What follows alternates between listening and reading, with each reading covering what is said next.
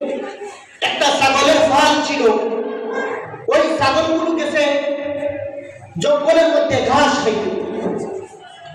আবার ওই জঙ্গলে যখন ঘাস খাইতে গেছে, হঠাৎ করে একটা ভাগের ছোট্ট একটা সানা বাচ্চা এই ছাগলের ফালের সাথে মিশ্রিত হয়ে গেছে।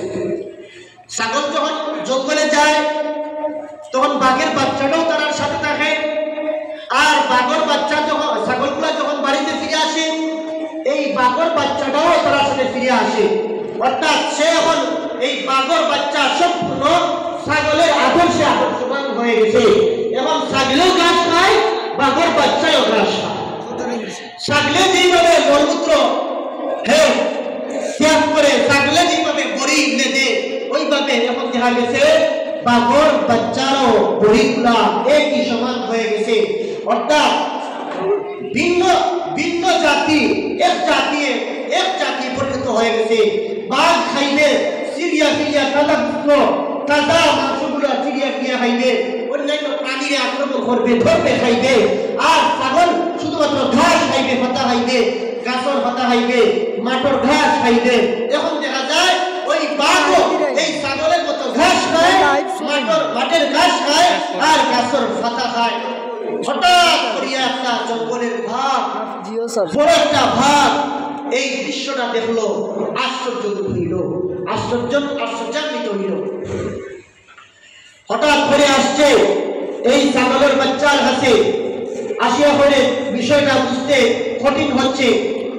আমার জাতি ভাই, সে আমার জাতি বাঘ, সে আমার মতো গর্জনশীল থাকবে।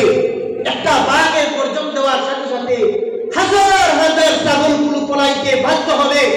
একটা বাঘের গর্জনের দ্বারা হাজার হাজার জঙ্গলের শিয়াল, হাজার হাজার হরিণের বাচ্চাগুলা, হাজার হাজার গরু, বেড়া বকরি ছাগলগুলো ফালাইতে বাধ্য হবে।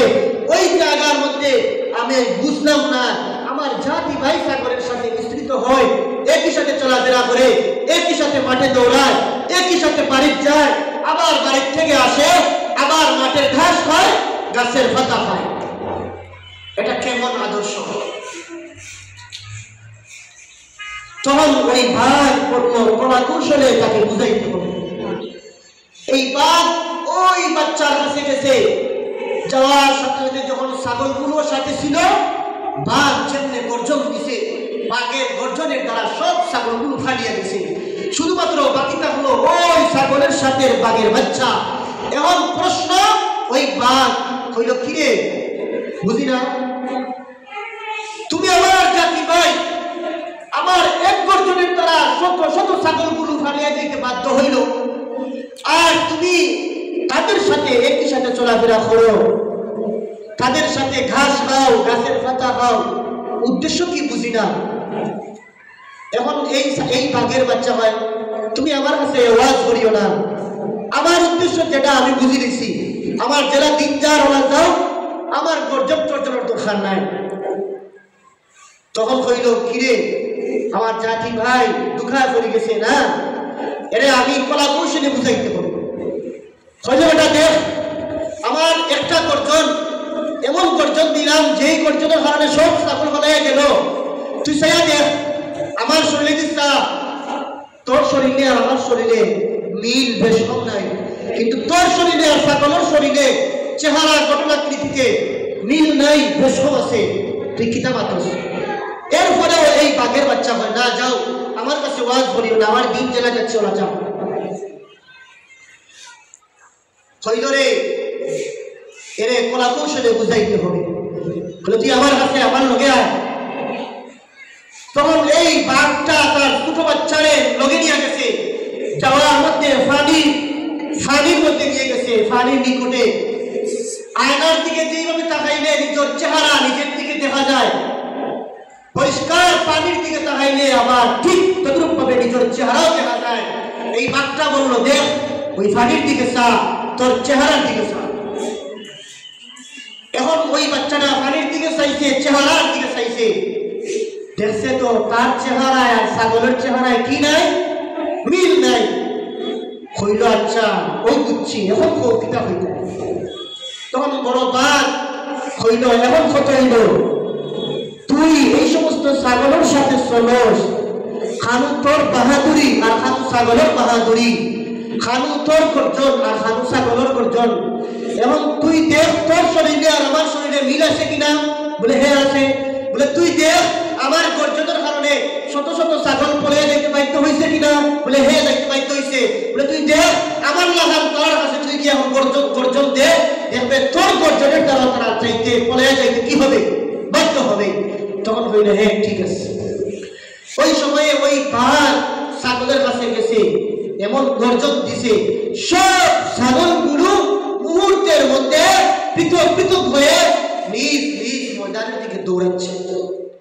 ভাইরা, এখন কথা হলো তুমি আমি মুসলমান, তোমার আমার খাবারের যেই জিনিসটা আল্লাহ তাআলা নির্ধারণ করছেন সেটা হলো হালাল রুজি, হালাল খাবার। আমাদের খাবারের মধ্যে ঢুকছে কি হারাম মিশ্রিত খাবার। আমাকে আল্লাহ তাআলা আমাকে যে আদর্শ দিচ্ছে নামাজ পড়বে, নামাজ তো ভুল থাকলে পড়বে না। এখন যখন আমি মানব হইয়া, আমি সর্বশ্রেষ্ঠ জাতি হইয়া, আমার গর্জন এত বিশাল হয়ে আমি যখন এইভাবে নামাজ না পড়িয়া ছাগলের মতো হইলাম, আমি যখন নামাজ না পড়িয়া গরুর মতো হইলাম, আমি যখন হালাল খাবার না হইয়া এইভাবে ছাগলের মতো, গরুর মতো, কুকুরের মতো হারাম খাবার খাইলাম, তার খাবার যেভাবে হারাম, আমার খাবার যেভাবে হালাল খাবার হারাম হইয়া বাইর হওয়ার কথা, তার এই কুকুরের খাবারগুলো সর্বদা খায় হারাম হইয়া বাহির হয়ে আসে হারাম হয়ে। যখন কুকুরের সাথে মানবের সম্পূর্ণ কালচার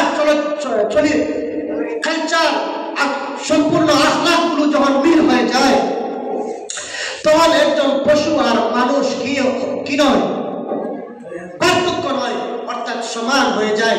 ইযা ফাকাদাল ইনসানু ইনসানিয়াতান সাওয়াউন বাইনাহু ওয়া বাইনাল বাহিমা, তখন এই চতুষ্পদ প্রাণী আর এই ধরনের মানুষ সব কি হয়ে যায়, সমান হয়ে যায়। এই জন্য আল্লাহ বলেছেন উলাইকা কাল আনআম বাল হুম আদাল, এরা জানোয়ার, কুকুর মেকুর ইয়ার টলা শুয়োর জানোয়ার এদের থেকেও কি নিকৃষ্টতম। কিভাবে হইল?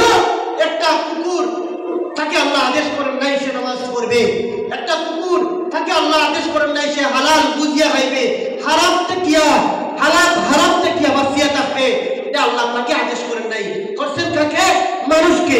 যখন তুমি মানুষ হয়ে কুকুরের কালচারে তুমি গ্রহণ করলা, কুকুরের আদর্শে আদর্শবান হইলা, শুকুরের আদর্শে আদর্শবান হইলা, তখন তুমি আর কুকুর শুকুরের মধ্যে কি নাই করবে? সব নাই। আল্লাহ রাব্বুল আলামিন আমাদেরকে সঠিকভাবে দিন বুঝানি আমল করার তৌফিক দান করুন। ওয়া আখির দাওয়ানা আলহামদুলিল্লাহি রাব্বিল আলামিন। আমিন।